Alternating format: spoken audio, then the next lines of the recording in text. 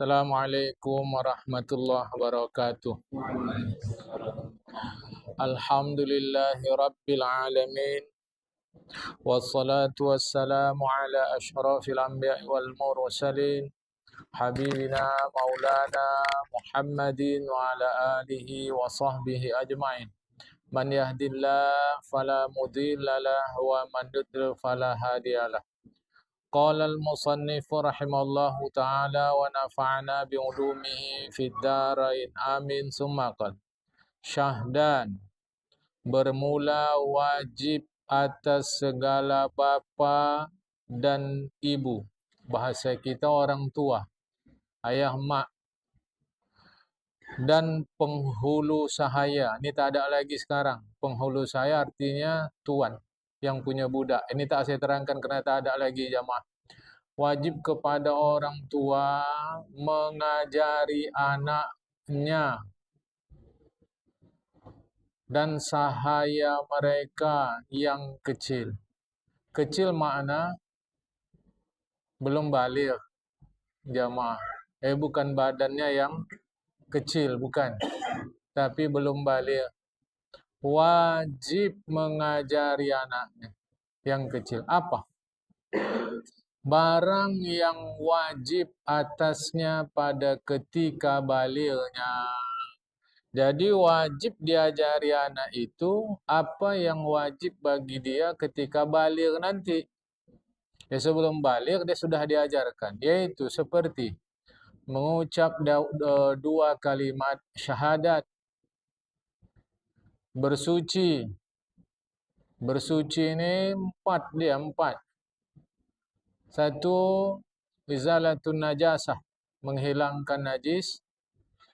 Berwudu, tayamum, mandi hadas besar. Itu mungkin tayamum tak begitulah kalau melihat situasi kita di Indonesia. Tapi menghilangkan najis, berwudu, mandi hadas besar, jemaah. Dan sembahyang. Di sebelum lagi dia balik sudah diajar sembahyang. Dan puasa dan yang sebagainya. Apalagi yang sebagainya itu, dan mengetahui penghulu kita Nabi Muhammad SAW. Jangan lebih tahu dia yang bukan Nabi berbanding Nabi. Lebih tahu dia yang bukan Nabi berbanding Nabi. Ini musibah jamaah ya. Jadi ajarkan dia tentang Rasulullah. Bahwa beliau yaitu jadi maksud itu dilahirkan beliau di Makkah. Dan turun wahyu pun di Mekah yang musyarrafah. Pasangan kata-kata Makkah musyarrafah. Pasangan kata-kata Madinah munawwarah. Jamaah. Jadi Makkatul musyarrafah, Al-Madinatul munawwarah. Saya tak mau. Saya mau sebut saja Al-Madinatul musyarrafah. Nanti diketahui orang nanti. Orang Melayu itu tidak sebut pepaya. Sebutnya betik. Betul. Tiba-tiba dia mau gunakan ubah-ubah. Dia ganti dengan Madinah al-Musyarrafah, Makkatul Munawwarah. Jangan. Yang sudah ulama ajarkan elok, tinggal ikuti jamaah. Nah, jadi ajarkan anak kita bahwa Rasulullah dapat wahyu di Makkah Musyarrafah. Musyarrafah artinya yang dimuliakan. Munawwarah artinya yang bersinar terang. Dan wafatnya di Madinah. Dan kuburnya pun di Madinah. Ini pendidikan dasar yang orang tua wajib berikan kepada anak. Tadi yang sifatnya fardu ain fikih, kemudian tauhid. Kemudian apa lagi? Wajib perkenalkan pula akan dia haram zina dan yang sejenisnya. Di antaranya liwat, yaitu laki-laki sama laki-laki, perempuan sama perempuan, manusia sama binatang, Ini diajarkan anak hukumnya haram, jamaah. Mencuri haram, minum arak haram, dan giling. Giling ini artinya benda tumbuhan yang diperas kemudian difermentasi jadilah khamar. Itu maksudnya jamaah. Contoh misal kata tebu, difermentasi dengan cara tertentu, orang tua olah jadi khamar. Bukan merek. Merek tak penting. Yang penting bendanya, asalkan memabukkan, haram. Dah. Titik jamaah. Maksud memabukkan ini merusak akal pikiran. Haram dia. Ya. Nama tak jadi soal. Merek pun tak jadi soal. Kadang merek dia ubah-ubah. Tapi agama ajarkan bila dia memabukkan, dia khamar, haram. Ajarkan dan berdusta. Ajarkan sama anak bahwa berdusta hukumnya haram. Nggak ada pelajarannya di dalam Islam berdusta untuk baik. Ayolah jamaah. Boleh bohong untuk baik. Nggak ada. Ada kaidah dalam fikih lil wasaili hukmul maqasidi. Terhadap sarana ditetapkan hukum yang sama dengan tujuan. Kalau tujuannya baik, sarananya juga mesti baik. Tujuannya benar, sarananya mesti benar. Islam itu agama baik, sedangkan nipu itu bohong, dosa, buruk. Takkan yang buruk dibolehkan untuk yang baik. Bahwa ada hadis Rasulullah sebutkan begitu, ulama kasih penjelasan itu maksudnya adalah taktik dan strategi. Yang saya pernah ceritakan di kita, musuh tanya sama kita, berapa jumlah pasukan kalian? Takkan kita jawab sekian. Maka kita buatlah taktik supaya menggentarkan musuh. Itulah yang disebut dengan siasat, cara, jamaah. Ini di masyarakat ada pemahamannya itu. Nipu untuk baik boleh. Entah dari mana pelajaran itu jamaah. Ya. Ajarkan sama anak haram berdusta. Dan mengupat itu haram. Apa ngupat? Ceritakan keburukan orang itu di belakang dia. Itu ngupat. Jamaah. Kalau di depan dia namanya syatumun, shin tamim, mencela. Ya Rasulullah, yang kami bilang tentang dia itu kan ada sama dia.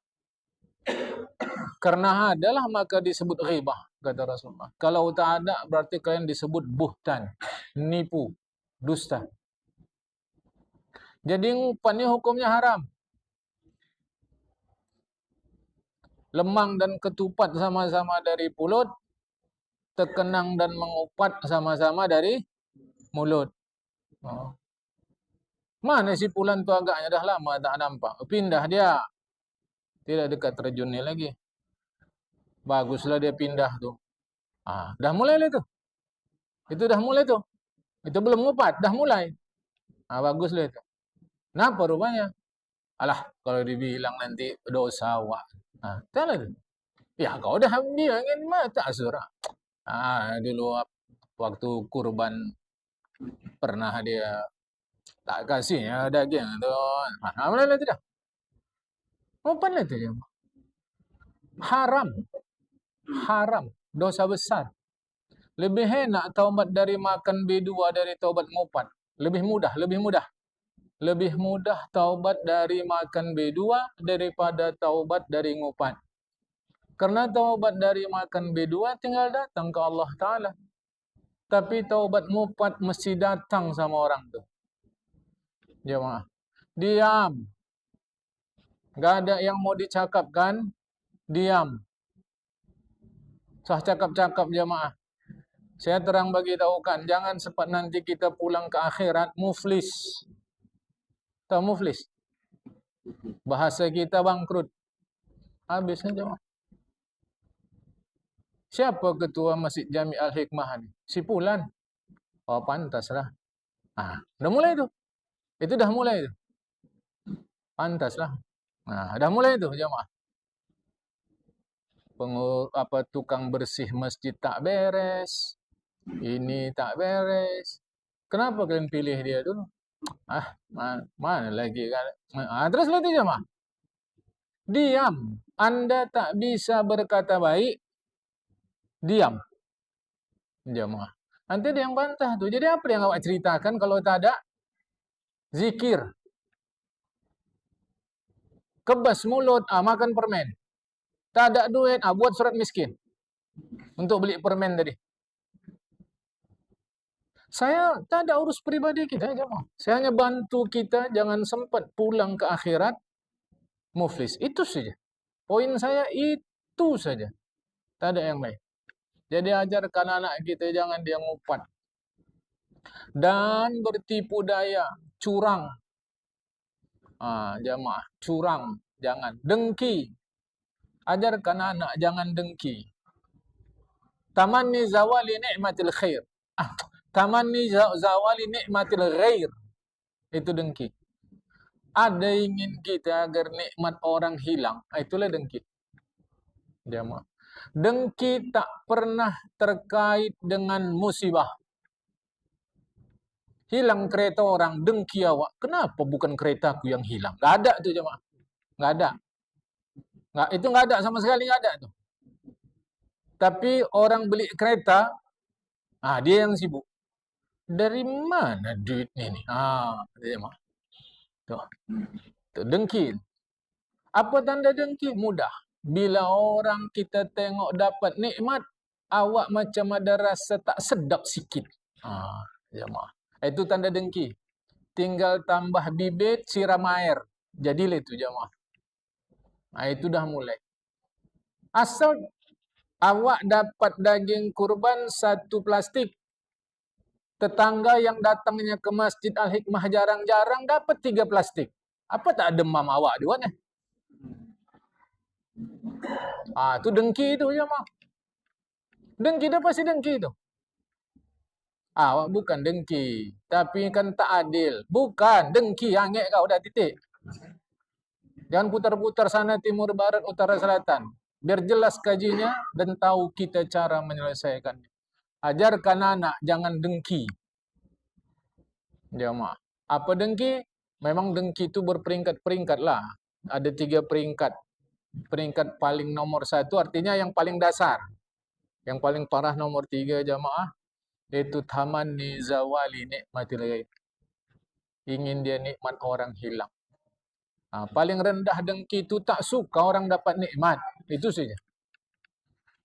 Paling rendah. Tak suka dia orang dapat nikmat. Yang lebih parah dari itu tadi. Ingin dia nikmat orang hilang. Yang paling parah. Ingin dia nikmat orang hilang. Pindah ke dia. Jemaah. Dengki. Jangan dikira alim ulama tak ada dengki. Dengki jemaah. Justru para ulama mengatakan dengki yang hebat itu adalah dengkinya para ulama. Ya. Dengki yang paling hebat itu dengkinya para ulama jemaah. Jadi jangan dikira ulama ni tak dengki. Kalau kita buka catatan sejarah luar biasa, kan? Artinya selama orang masih punya atau ada jiwa, selama itu mungkin dia dengki. Imamuna Syafi'i rahimahullah ta'ala anhu pun difitnah. Dikatakan Imam Syafi'i sebagai penganut Syiah Rafidhah.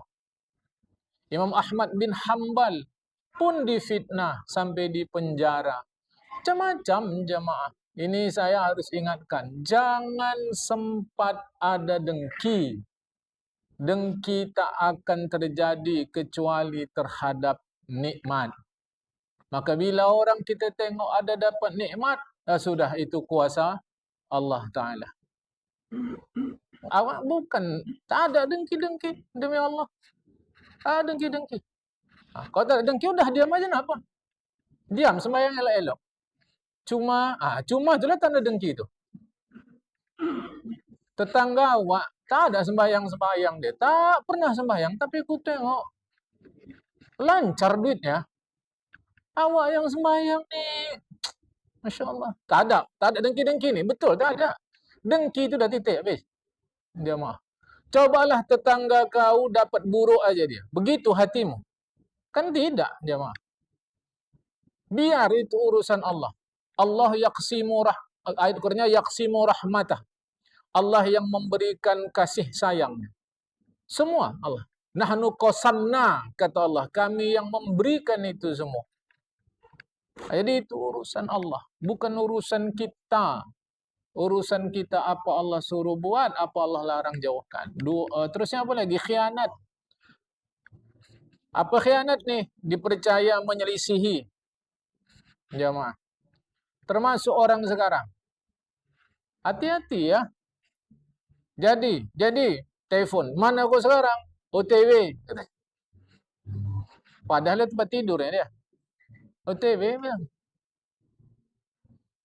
Jadi kau besok datang. Jadi insya Allah. Orang dah percaya. Tapi dia tidak buat. Itu khianat. Fatwa Imam Ahmad bin Hanbal. Bila kau sudah katakan iya dan orang yakin kau iya. Ternyata kau tidak buat. Kau adalah berkhianat. Dan itu dosa besar. Lebih parahnya kita pakai insya Allah pula itu. Insya Allah katanya. Padahal maksudnya enggak jadi. Padahal insya Allah itu untuk jadi. Insya Allah itu untuk jadi. Hanya kerana kuasa di tangan Allah Ta'ala, kita bilanglah insya Allah Ta'ala. Kita mana tahu situasi. Tapi kita kan tidak. Kerana bilang enggak jadi segan, pakainya insya Allah. Bilangnya iya, kan dah 2 kali nipu. Tidak bilangnya iya, tambahnya insya Allah. Dosa besar. Poin saya tetap yang tadi. Jangan sempat pulang nanti muflis. Itu saja.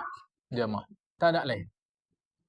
Jadi kalau memang mau berjanji, yakinkan kita akan penuhi janji itu. Kita tutup ia dengan insya Allah. Bahawa ada peristiwa-peristiwa di luar pikiran kita yang membuat kita tidak memenuhi janji, kita tak berdosa lagi. Ini dah memang dia tak mau memenuhi janji. Tapi tak mau bilang tidak. Malah pakai insya Allah. Ini hati-hati. Ya. Bakhil, pelit. Apa bahasa Melayunya pelit ni? Ada lebih dari itu lagi? Bukan. Bukan. Bakhil bahasa Arab. Aku pun belakangan baru tahu. Kena ngisi pengajian di tempat orang Melayu. Cengkiang. Memang hebatlah bahasa ni, Jang, aku pikir. Aku ngisi pengajian tempat orang Melayu. Aku bilang kedekut. Ibu tu bilang, ada lagi Ustaz, katanya. Apa aku bilang? Cengkiang. Ya pula aku pikir. Cengkiang ni dah ngeri kali ni. Kalau ibarat laut dah tak ada lagi dasarnya, bawah kali dah. Kedekut. Pelit. Awak bukan pelit. Cuma hemat. Macam mana kau tak dikata pelit? Berdangkit luar biasa. Sedekah kau ke Masjid Al-Hikmah, pisang barangan. Ragu awak tengok pisang ni. Dibilang Banten udah lewat, barangan belum sampai. Pisang apa nama ni sekarang? Jemaah. Coba dulu. Kalau nengok model barangan, tapi belum sampai nengok besar. Banten dah lewat. Sangkinkan barangan tu kecilnya, itu maksud saya tu, jemaah. Parah kali. Masih ada kita ni nyumbang 2.000 perak. Uang 2.000 tu pakai isolatif lagi. Enggak, sekarang tanya sama batin kita masing-masing. Kira-kira surga mana bisa dibeli dengan 2.000 tu? Aku bukan bilang kita kaya. Tidak, wallahi tidak. Nanti kalau kita hitung-hitung persentase jamaah, makanya Imam Syafi'i sebutkan, orang miskin yang sedekah lebih tinggi nilainya dari orang kaya yang sedekah. Nanti kalau hitung-hitung persen, lebih tinggi persen orang miskin sedekah dari orang kaya sedekah. Persen. Aku tak hitung-hitung sekarang jamaah, kita mau hematkan waktu. Imam Syafi'i pun bilang begitu, Rasulullah pun bilang begitu. Jadi maksudku bukan pada banyak sedikitnya, tapi jangan pelit. Enggak ada harta dibawa mati. Di kantongnya ada 10.000, ada 5.000, ada 2.000. Yang mana sedekah? Surga mana? Coba dulu jamaah. Baru nanti saya dibantah. Yang penting ikhlas. Kutanya, ikhlas itu hadiahnya apa? Kan surga. Lah, kalau kau 2.000 ikhlas, 5.000 ikhlas, mau yang mana? Kan yang 5.000. Tapi faktanya kau kasih 2.000. Kau bilang ikhlas. Coba dulu jamaah. Ini saya harus ingatkan sama kita. Jangan bakhil. Jangan pelit. Ya, ajarkan anak. Haram itu pelit. Menyumpah. Sumpah serapah. Walau dengan kata-kata yang tidak kotor. Bapak. Kan tak kotor bapak. Kau. Kan tak kotor kau. Tapi kita sumpah. Bapak kau. Itu dah. Tak boleh. Walau kata-katanya tidak kotor. Jamaah. Ada kadang-kadang kata-katanya kotor, tapi justru akrab. Semasa dulu, kata-kata gila itu justru untuk menunjukkan salut. Gila kali dia. Untuk satu masa. Padahal kata-kata gila itu kan kurang baik, jamaah. Jadi nomor satu yang harus diingat penggunaannya. Jamaah, menyumpah walau kata-katanya tidak kata-kata kotor. Itu terlarang. Jangan buat anak kita biasakan itu. Mencarut dah nyalah, maki jamaah. Memukul orang lain dengan aniaya. Arti aniaya ini tidak secara kebenaran agama. Kalau secara kebenaran agama tak ada masalah. Jamaah, ini tak ada apa pukul orang, tak boleh. Ya, itu bisa dia tuntut kisos. Membunuh yang bernyawa dengan tiada sebenarnya. Kalau sebenarnya boleh. Jamaah, tiada sebenarnya. Bahkan kalau di kitab-kitab itu diajarkan, kau sedang sembahyang, tiba-tiba sedang kau sembahyang nampak engkau ular lewat atau kalajengking. Kitab menyebut begitu. Jamaah, contoh-contoh seperti itu. Boleh batalkan sembahyang, musyrikkan. Boleh. Bunuh itu ular.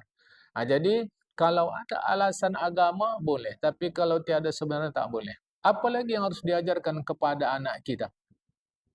Dan perkenalkan pula akan dia bahwasanya dengan akil baligh itu, akil pikirannya waras, baligh itu sampailah dia sudah secara fisik.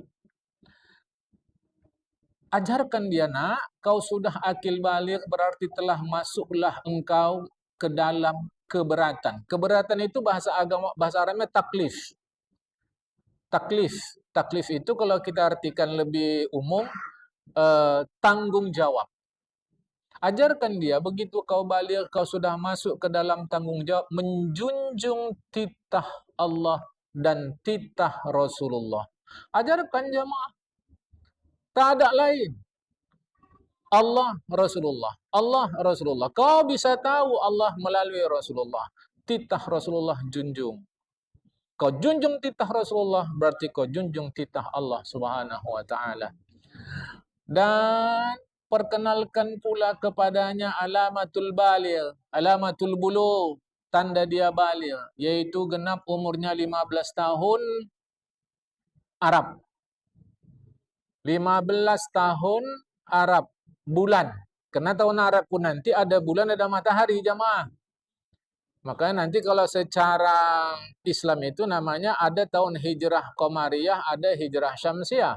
Ini tahun Arab, bulan. Macam kita sekarang ni anak-anak kita tidak kita catatkan tahun Arabnya, sudah mudah, sudah ada aplikasi. Tanggal sekian, bulan sekian, tahun sekian, dalam Arabnya berapa? Pentingnya untuk tahu umur baligh, yaitu 15 tahun Arab. Karena lebih kurang 1 tahun Arab lebih cepat 11 hari daripada tahun Masehi. Tahun bulan Arab, bukan tahun matahari Arab. Dia lebih cepat 11 hari, jamaah. Ya, ajarkan dia. Beritahu dia bahawa tanda baligh genap umur 15 tahun. Atau dengan ihtilam, mimpi yang mengakibatkan ia keluar air laki-laki. Atau haid pada perempuan jua. Ini harap diajarkan. Sekurang-kurang umur perempuan yang kedatangan haid itu 9 tahun. Yang sudah. Tetapi jamaah yang dikasih Allah Ta'ala, perubahan makanan anak-anak sekarang mempengaruhi perubahan hormonal. Itu bisa mengakibatkan balik lebih cepat. Maka yang terpenting diberitahu kepada anak yang perempuan, kalau keluar darah begini, itu haid tanda dia sudah balik. Dan anak laki-laki beritahu bahwa kalau begini-gini dia mimpi, tanda balik. Wajib semua jamaah. Ya. Adapun upah belajar itu diambil dari mana? Daripadanya jua harta anak itu. Dan jika tiada baginya harta, maka atas barang siapa yang wajib nafkahnya. Jadi, belajar itu gurunya dibayar. Tengok, ini kitab ratusan tahun udah ini jemaah. Yang Melayu nih. Yang Arab, tentulah ribuan tahun dah. Jadi kalau belajar itu diupah gurunya, digaji dia. Jemaah. Kalau kita buka sejarah, mahal sekali gaji guru di dalam sistem dinasti Umayyah maupun Abbasiyah. Mahal sekali jemaah. Gaji mereka bukan juta. Karena gajinya itu dalam dinar. Yang kalau dikonversi sampai triliun. Ada yang sampai triliun. Jemaah. Kalau ratusan juta sudahnya lah. Jemaah. Jadi kalau bahasa kita ustadz-ustadz dalam sistem pemerintahan dinasti Umayyah Abbasiyah itu digaji. Ini biar paham. Jangan salah konsep jamaah yang dikasih ta'ala. Jadi kita panggil guru untuk anak kita, gaji. Kadang kita miris juga. Anak kita nanti les yang bukan agama, kita bayar mahal. Tapi untuk agama, kita bayar lillahi ta'ala. Coba dulu. Ngeri nih, jamaah. Ini baca kitab nih. Maka saya ingin kita pakai kitab. Tengok tuh. Upah. Nah, berarti ada bayar.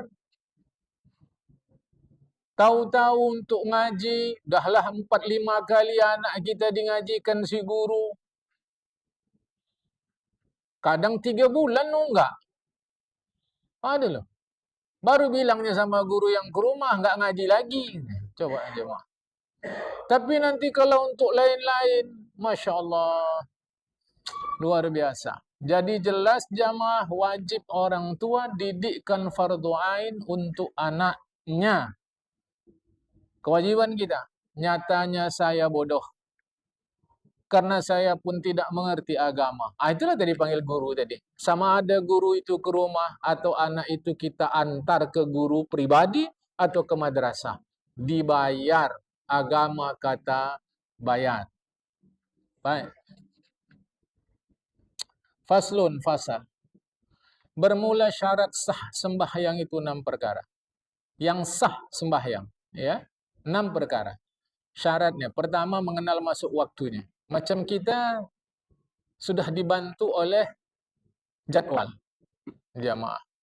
Dan ini saya mau ingatkan betul-betul, jadwal itu tidak ada yang jamnya pasti. Jam kita sekarang yang masing-masing pegang pakai jam atau di handphone, itu mesti ada selisih 1-2 menit. Maksud saya, jangan timbul perkelahian, perselisihan antara kita hanya persoalan jam. Di situ Isya 19.54 di situ. Di jam kita itu sekarang jam 19.53. Nanti coba tengok jam kita. Mungkin ada yang sudah 5.4 atau mungkin ada yang 5.2. Maksud saya, perkara jam-jam ini tolak ansur. Jangan berkeras-keras sekali.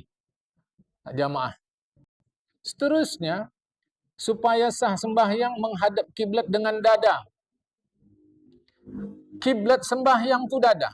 Makanya sebelum sampai mim assalamualaikum pertama, dada itu jangan geser. Karena ada Assalamualaikum. Padahal belum sampai kum. Kecuali begini, Assalamualaikum warahmatullahi. Tak apa, kerana sudah selesai salam. Ini belum selesai salam. Assalamualaikum. Kadang-kadang pakai ngangguk pula tu sekalian. Assalamualaikum. Enggak ada tu jemaah. Jadi dada tu mesti lurus. Aku enggak pandai pula kayak gitu-gitu. Nanti dadaku mereng. Udah, enggak usah palingkan kepala. Tak usah palingkan. Kerana memalingkan kepala hukumnya sunat saja. Takut awak belum pandai. Assalamualaikum. Dah, gitu saja jemaah. Kiblat sembahyang, dada. Ketiga, menutup aurat bukan urat. Aurat. Keempat, bersuci dari hadas kecil dan hadas besar. Ini kita habiskan sikit jemaah. Keenam, bersuci dari najis yang tidak dimaafkan pada kain, badan dan tempat. Keenam, mengenal fardu sembahyang dan segala sunatnya. Untuk yang keenam, aku tak tahulah yang mana dalam sembahyang tu sunat, yang mana wajib. Karena kalau di sini kan sebut mengenal fardu dan sunat. Tak tahu aku yang mana fardu, yang mana sunat. Tapi menurut aku dari mulai takbir sampai salam semuanya wajib. Boleh sah sembahyang. Tak ada masalah jemaah. Aku tak tahu tu yang mana fardu, yang mana sunat. Tak tahu aku tu. Pokoknya semuanya wajib. Sampai sini sah jemaah. Ya. Tapi kan guru-guru kita ajarkan yang wajib itu ada 13. Meskipun dalam mazhab Imam Asy-Syafi'i sendiri ada kadang sebut 13, ada 19, ada macam-macam jemaah ya. Uraian lebih luas insya-Allah dalam masa akan datang. Malam ni sampai sini, bermula itu akan datang. Tolong bagi tanda. Assalamualaikum warahmatullahi wabarakatuh.